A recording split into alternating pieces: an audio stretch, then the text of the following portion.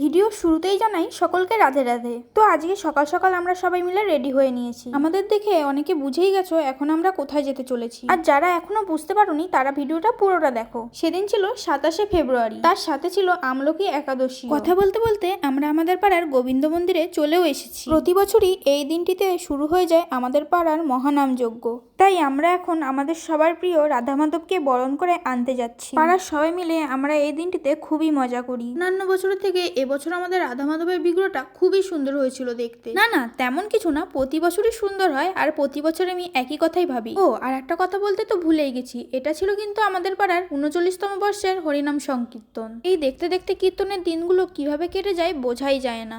আবার সেই 1 বছরের অপেক্ষা। দেখো কত সুন্দরভাবে পাড়ার সকলে মিলে আমাদের রাধা মাধবকে বরণ করে নিচ্ছে। আমার কিন্তু এগুলো দেখতে বা করতে খুবই ভালো লাগে। আমি কিন্তু এমনিতে সব পাড়ার কীর্তনেই যাই, কিন্তু নিজেদের পাড়ার কীর্তন বলে কথা, মজাটা কিন্তু একটু আলাদা রকমই। তোমরাও কি আমার মতন মজা করো? অবশ্যই কমেন্টে জানিয়ে যেও। রাধে রাধে, ভালো থেকো সবাই।